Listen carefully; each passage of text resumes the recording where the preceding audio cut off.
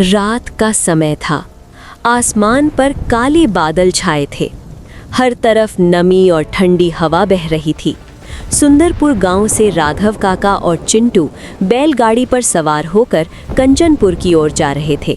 ये सफ़र ख़ास था क्योंकि चिंटू के नाना के घर शादी थी और गांव भर में शोर था कि चिंटू के मामा की शादी है और चिंटू भी पहले से ही जाने के लिए तैयार था और रास्ते में काका से बोलता है, काका सोचिए जरा, सुंदरपुर पहुंचते ही ढोल नगाड़े बज रहे होंगे और सब रिश्तेदार भी मिलेंगे और खूब सारी दावत भी मिलेगी।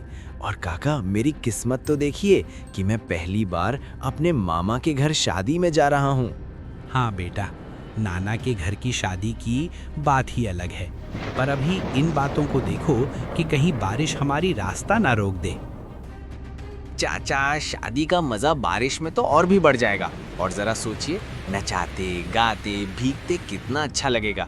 और आप तो हमेशा डर वाली बात करते हैं। चिंटू तुम अभी बच्चे हो, तुमको हर बात में मजाक लगता है, लेकिन ये रास्ता आसान नहीं है और ये जंगल भी बहुत डरावना है। कहते हैं रात में यहाँ अजीब परछाइयाँ भी घूमती हैं। अरे चाचा, आप भी गांव की बूढ़ी दादी की तरह डरावनी बात कर रहे हो। ये तो बस कहानियों में अच्छे लगते हैं। मुझे तो बस जल्दी से शादी में जाने में अच्छा लगता है।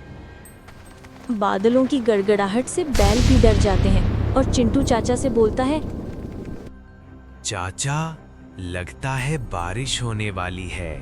उससे पहले जो सामने हवेली है उसमें रुक जाते हैं। राघव और चिंटू दोनों लोग हवेली में जाने लगते हैं।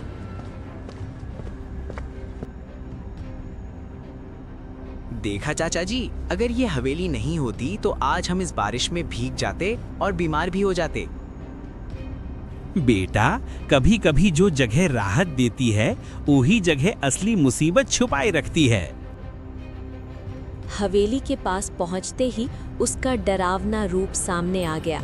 टूटी हुई खिड़कियां, काई से भरे दीवार, मानो जैसे सदियों से कोई नहीं रहता हो। पर मौसम इतना खराब था कि दोनों के पास यहाँ रुकने के अलावा दूसरा कोई और रास्ता नहीं था। राघव चाचा और चिंटू जैसे ही दोनों अंदर पैर रखे, एक ठंडी हवा उनके ऊपर से चली। दोनों इधर-उधर देखने लगे। दीवारों पर दरारें पड़ी थीं और मकड़ियों के जाले लड़क रहे थे। हवेली बाहर से जितनी वीरान दिख रही थी, अंदर से उतनी ही रहस्यमयी थी। अरे चाचा देखिए, हवेली तो काफी बड़ी है, जैसे किसी जमाने में बड़े बड़े लोग रहते थे। और आज हमें ये जगह मिली, मानो किस्मत ही खुल गई। बेटा, ये हवेली तो मुझे बहुत ही अजीब लग रही है। और ये जंगल के बीचों बीच और उसकी ये खामोशी। और आगे कमरे की तरफ बढ़े तो उन्होंने देखा कि एक बुजुर्ग आदमी और एक बच्चा था और बुजुर्ग आदमी बच्चे को कुछ सिखा पढ़ा रहा था। अरे मेहमान, आओ अंदर आ जाओ। बाहर तो बहुत ही बारिश हो रही है और जो भी यहाँ आता है खाली हाथ नहीं जाता है। सच में आप तो हमारे लिए तो एक देवदूत बन गए। इतनी घनी बारिश में इस सुनसान जंगल में हमें लगा था कि रात कैसे कटेगी, लेकिन आपकी दयालुता हमें हिम्मत दे रही है। हाँ, इंसानियत आज भी जिंदा है, नहीं तो इतनी रात में अजनबियों को कौन अपने हवेली में जगह देता है। चिंटू और चाचा बैठ गए, उनके पास जाकर बैठ गए और तभी छोटा बच्चा बोलता है, चिंटू चाचा, आपको डर नहीं लगता है क्या? इतनी रात को आप जंगल के रास्ते कहाँ जा रहे हो? मुझे थोड़ा सा भी अंधेरा में डर लगता है।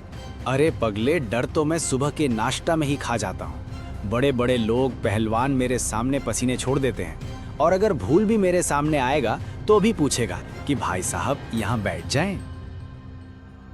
सच में चाचा, आपको डर कभी नहीं लगा है क्या? बेटा, डर नाम के चीज को बचपन से निकाल के फेंक दिया है। जब लोग रात में अपना दरवाजा बंद कर लेते थे तो तब मैं अकेले खेतों में काम करने निकल जाया करता था। और पता है, कई बार कुत्ते भी मुझे देखकर अपना रास्ता बदल दिया करते थे।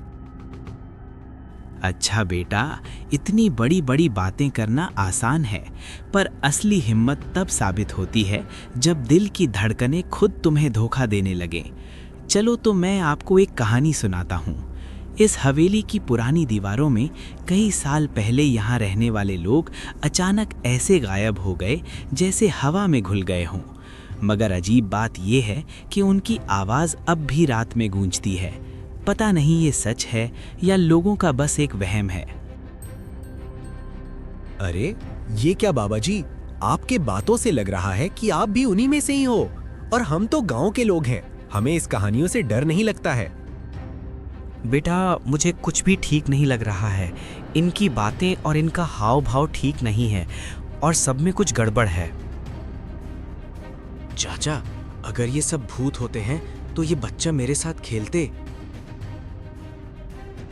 चिंटू बेटा, दुनिया हमेशा वैसे नहीं होती जैसे हम देखते हैं। कभी कभी असलियत तो परछाइयां के पीछे होती है।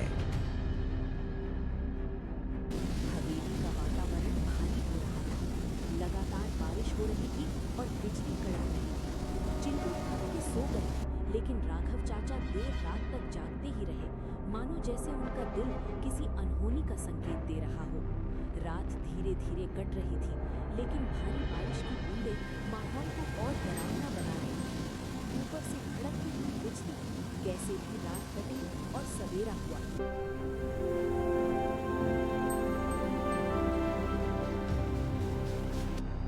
सुबह होते ही दोनों हवेली से निकलने लगे। चाचा, रात कितनी अच्छी से गुजरी। बच्चे के साथ खेलना और बाबा जी की कहानियाँ, मुझे बहुत अच्छा लगा। मज़ा, मुझे तो बहुत ही अजीब लगा। ओ बाबा और उनकी ओ बातें और बच्चे की हंसी, सब कुछ अजीब सा था, जैसे सब कुछ एक दिखावा हो। इतना कहते ही बच्चा और बाबा अचानक से आ गए। चाचा, आप मत जाइए। अगर आप चले जाएंगे तो हमें बिल्कुल अच्छा नहीं लगेगा यहाँ। अरे बेटा, मुझे नाना के घर शादी में जाना है, लेकिन तुम चिंता मत करना, मैं लौटते समय तुमसे ज़रूर मिलूंगा। और तुम अपनी पढ़ाई करो और खेलो और खुश रहो। हाँ बेटा, तुम जाओ, लेकिन याद रखना, जो भी इस हवेली से जाता है वो फिर दोबारा लौटकर यहीं आता है, चाहे अपनी मर्जी से या फिर वक्त उसे लेकर यहीं आता है। राघव काका ने बुजुर्ग की आंखों में देखा और उन्हें दिखा कि इस मुस्कान के पीछे कुछ राज जरूर है। दोनों बैलगाड़ी में बैठ गए और जाने लगे। बारिश थम चुकी थी, आसमान अब भी बादलों से घिरा था। दोनों लोग आपस में बात करते करते सुंदरपुर गांव में पहुंच गए और एक दुकान के पास जाकर खड़ा हो गए। और गरम पकौड़ी और चाय को देखकर माहौल कुछ हल्का लगने लगा। और चाय वाला उन लोगों को देखकर बोला, अरे आप लोग कहाँ से आ रहे हो? भाई, हम तो कल माधुरी हवेली में रुके थे, वहां बच्चों से मिले, बाबा जी से भी बातें किए। बहुत बढ़िया रात थी। क्या आप लोग उस हवेली में ठहरे थे? क्यों, क्या हुआ? वहां बरसों से कोई भी नहीं रहता है और ना कोई उस हवेली में भी जाता है। अब तो बस तुम सबको एक ही आदमी बचा सकता है। वो है सरपंच जी। आपको तुरंत सरपंच जी के पास जाना चाहिए।